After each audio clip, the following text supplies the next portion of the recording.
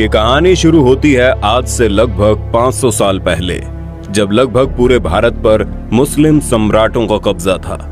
एक तरफ शाहजहां तो दूसरी तरफ आदिल शाह और दक्कन के सुल्तान अब्दुल कुतुब शाह। एक देश जहां पर हिंदुओं का घर था, वहां पर पूरी तरह से मुस्लिमों और पुर्तगालियों का कब्जा था। दक्कन के सुल्तान ने अपनी फौज में एक मराठा सेनापति नियुक्त किया था, जो बहुत ही निर्भीक और पराक्रमी था, जिसका नाम था शाहजी भोंसले। 19 फरवरी साल 1630 को शाहजी भोंसले के घर एक बच्चे का जन्म होता है। सभी लोग सोचते हैं अपने पिताजी की तरह ये बच्चा भी एक दिन मुस्लिम सुल्तान के फौज का सेनापति बनेगा, लेकिन नियति को कुछ और ही मंजूर था।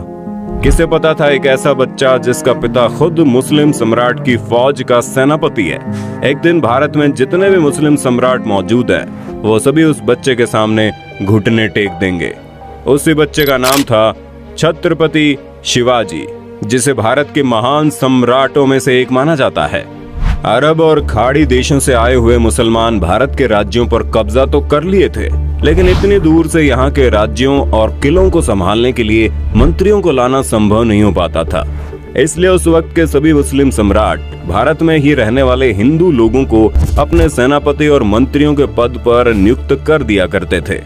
इसी सिलसिले में दक्कन के सम्राट ने शाहजी भोंसले को अपनी फौज का सेनापति नियुक्त कर लिया।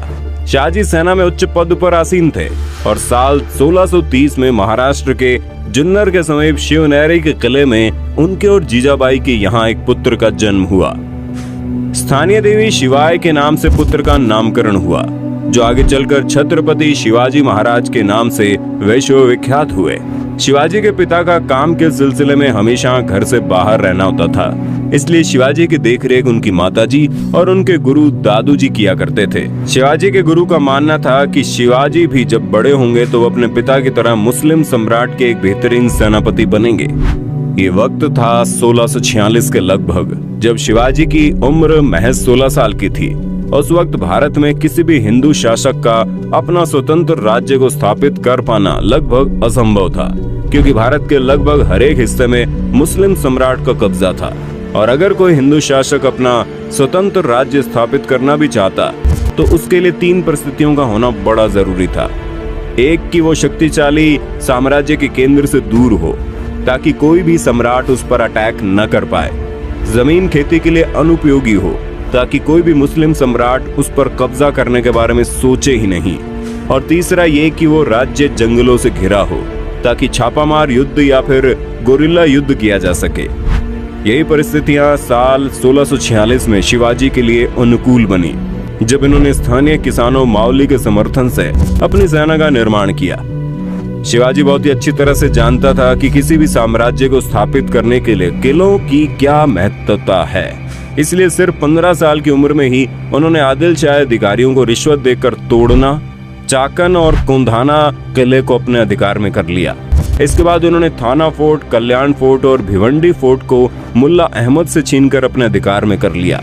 इन घटनाओं ने आदिल शाही साम्राज्य में हड़कंप मचा दिया कि आखिरकार ऐसा कौन आ गया जो मुस्लिम सम्राट किस साम्राज्य में दखल अंदाजी कर रहा है। जैसे उन्हें पता चला कि ये काम कोई और नहीं बल्कि शाहजी भोंसले का बेटा शिवाजी कर रहा है। शिवाजी को रोकने के लिए उनके पिता को गिरफ्तार कर लिया गया।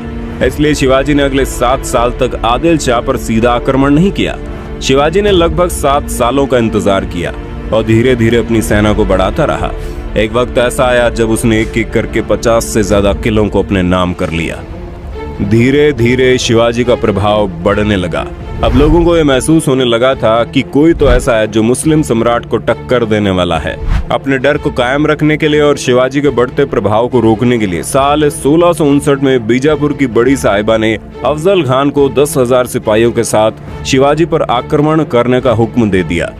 उस वक्त अफजल खान को सबसे क्रूर और सबसे ताकतवर शख्स माना जाता था, क्योंकि जिसका भी सामना उससे होता था उसकी मौत निश्चित थी।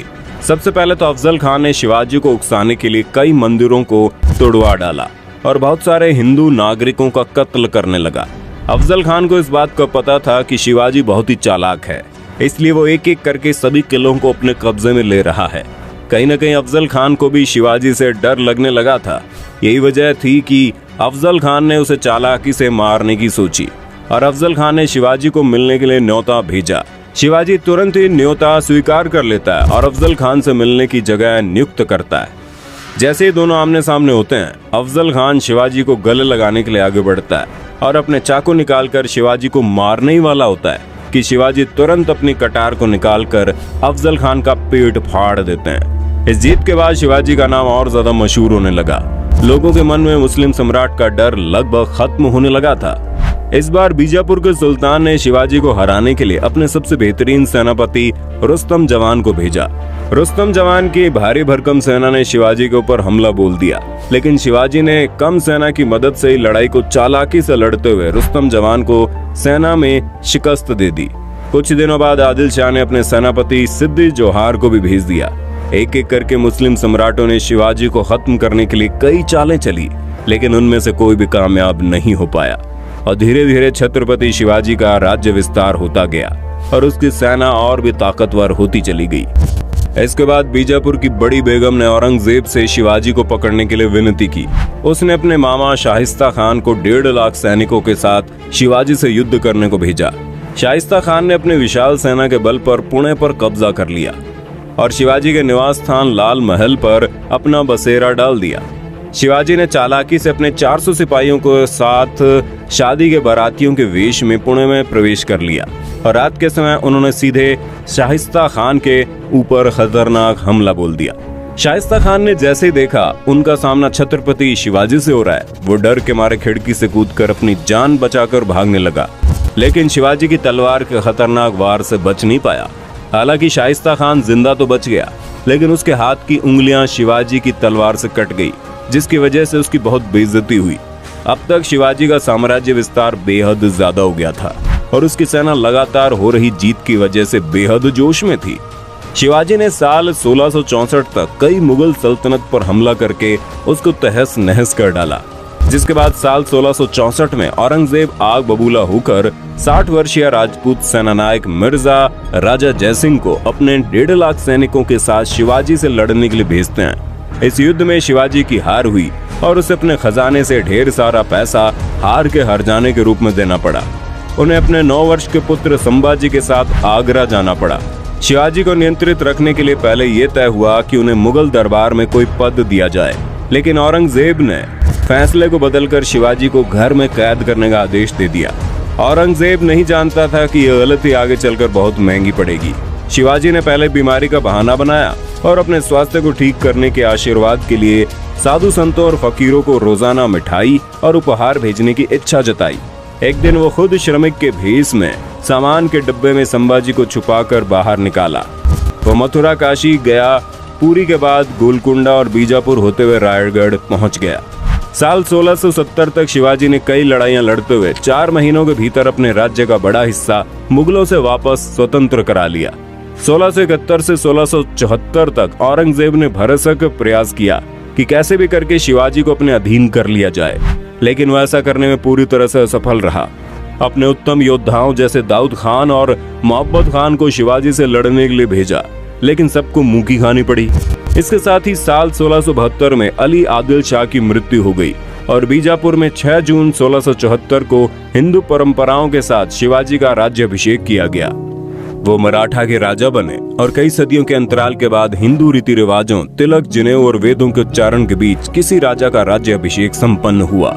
शिवाजी की महानता सिर्फ उनकी बहादुरी और युद्ध कौशल में नहीं थी, बल्कि वो एक योग्य प्रशासक भी थे। वो उस वक्त का इकलौता ऐसा राजा था जिन्होंने धर्म के आधार पर कभी किसी के साथ पक्षपात नहीं किया।